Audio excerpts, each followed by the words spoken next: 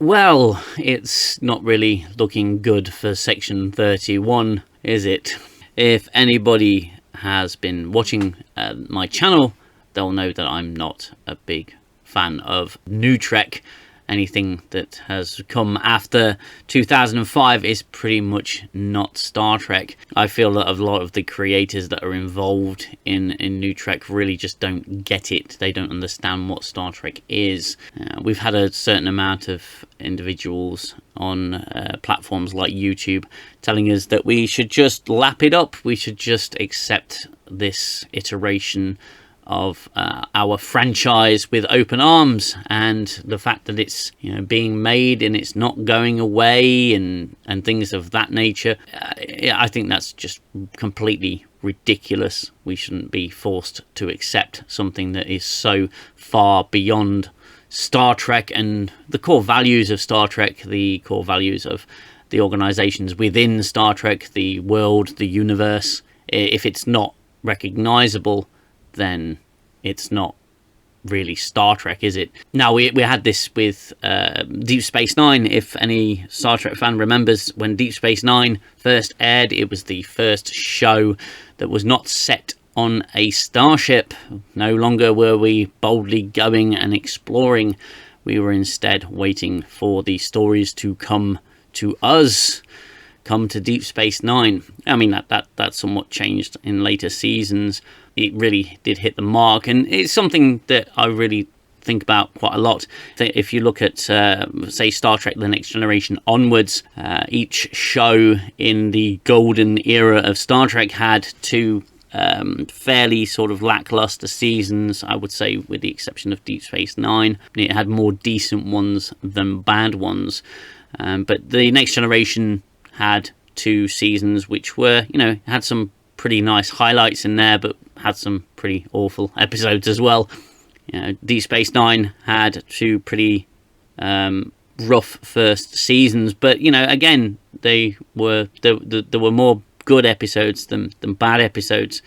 Voyager was the same. The first two seasons were pretty rocky. The rest of it, well, kind of felt like TNG light. And Enterprise, well, say what you want about the first two seasons, I don't think they were actually particularly good. Again, there were a couple of highlights in the first two seasons. After those first two seasons, in every show, the show became something, and it evolved and it learned. The upcoming Section 31 show is an offshoot or a spin-off kind of streaming movie of Star Trek Discovery, something that even the Star Trek, the new Star Trek writers and new Star Trek creators really don't want to talk about. Star Trek Discovery itself has been apparently decanonized, so it's no longer canon. However you look at that particular point, I'm not exactly sure what the future holds for Star Trek, but that's not really what I want to sort of get into with this video. Now, as I've said, that the OG classic era Star Trek shows have always had a bit of a rocky start and a rocky reception, but through creating great content, creating great stories, superb writing, due care and attention into structuring a universe, they actually turned out to be pretty damn good shows, most of them anyway. New Trek has just given us pretty much disappointment after disappointment. Even Strange New Worlds, that was dubbed to be the most Star Trek-like show that they were going to do, eventually just devolved into complete lunacy. Section 31 is an offshoot, as I've said, it's a spin-off from a show that is probably best forgotten. And the concept of Section 31, this covert secret organization working within the darkest corners of the Federation. They're an organization that are covert. They don't announce their presence on board starships and stuff like that. It is really quite ridiculous, the way that they were introduced in Star Trek Discovery, and it just goes to show that the writers knew nothing about what Section 31 was. They just used it as a concept, something to bounce their own ridiculous storylines off of. So yeah, in Discovery, Section 31 was something quite different. They were all wearing black badges and basically saying, hi, I'm over here. Look, I'm part of a secret covert organization, and you can determine this by the fact that I'm wearing a black badge. We have starships, we have bases of operations. We're just out here in the open. Hello, over here. Absolutely ridiculous. The original Section 31 concept I thought was absolutely superb. Yeah, it was it was a great concept introduced by great Star Trek. Now, Section 31 has been turned into a streaming movie, and I'm looking at this article from trekmovie.com. Section 31 actor worried fellow fans will reject the movie for being a different kind of Star Trek. Well, your first problem, sir, is your streaming movie is based off one of the biggest failures in Star Trek history, which is Star Trek Discovery, which I think even the new Trek writers at this point would sorely like to forget. We are now just weeks away from the debut of Star Trek Section 31. This new film starring Michelle Yeoh is unique for being the first streaming TV movie for the franchise. But it has also been touted as something a bit different, hoping to attract a new audience. Oh my god. You know, Dave Cullen made this point, I think is a great point. Who the hell is this new audience? Who are they trying to attract here? What made Star Trek great? Where was the success with Star Trek? The success with Star Trek was the golden age of Star Trek. That's where it came from. This is roots. You start changing it, it's not Star Trek anymore. You start adapting Star Trek for a new audience, it's not Star Trek anymore. It's ridiculous. Changing something to make it different, it changes it so completely that the fundamental baseline, the fundamental elements that go into making something what it is no longer exist. One of the biggest proponents of the movie is actor Robert Kaczynski, who is a genuine Star Trek fan and thusly he knows the history of introducing something new for the franchise. That's an interesting way to put it. In addition to the interview with director, Star Trek Section 31 cover story for the brand new issue of SFX magazine includes an interview with Rob Kaczynski, who talks about what it was like as a fan to make the movie. And he says, I love Star Trek with a real passion, and the fact that it was such wonderful people and such a wonderful experience, and firing phasers is exactly as fun as you would think it's going to be. Seeing Klingons and Endorians, it's everything you want it to be, with people who exceed every aspect of what you want them to exceed. It was, I think, the one time in my life where my dream came true with zero disappointments. Well, I feel good for you there, buddy. That's a pretty cool take on what Star Trek did for you as a franchise. It may have been a once-in-a-lifetime experience for the actor and fan, but he knows that a movie trying to attract a new audience, which focuses on the nefarious Section 31 Black Ops group, could run it into resistance. He told SFX, I am terrified of how it's going to be received. As well you should. Christ. Because it's not the Star Trek that people want. Really? You're just realizing this, you know. Those Star Trek creators, they're just realizing this. It's not the Trek that people want, you know. I keep saying this. If you're a business and you've been creating a product for 60 years and you suddenly change that product, is that the product you created, or is that something completely different? You know, Star Trek's not been a huge Hollywood money machine, but it's not done too bad. And as a franchise, it you know, what's kept it alive all these years is merchandise, is fan interactions, is love, care, and attention for the people who made the franchise great. But you bringing in an entirely different audience by changing what Star Trek is, and what you've done is divide the fan base so massively at this point. There are actual arguments out there online about what Star Trek actually is. You didn't keep to the fundamentals. You've destroyed it. Unbelievable. He goes on to say the trek that people want and the trek that we all want is just 1,000 more episodes of TNG. Well, that's an utter load of bollocks at this point. We don't want 1,000 more episodes of TNG. TNG was certainly a good show. It was for a long time my favourite Star Trek until Deep Space Nine came along. Deep Space Nine, I think, is the pinnacle of what Star Trek is. It was brilliant. It was so well written, so well conceived. And Section 31 was born of Deep Space Nine. And it was an interesting look into the darker side of the Federation whilst maintaining the hope, positivity, the utopia. It's basically saying that not everything is rosy. And as Star Trek fans, we could accept that not everything was rosy. There were some darker things at play here. Everyone's always furious that they're not getting more TNG. Well, that's a load of crap. Whilst at the same time, when TNG came out, everybody hated it. That's a load of crap. Everybody didn't hate TNG when it came out. They were very cautious about a new crew, a new concept, a new visual style. You know, it was also very new. But people gave it a chance. We gave Discovery a chance. Somehow Discovery got 5 seasons and it got progressively worse with every season.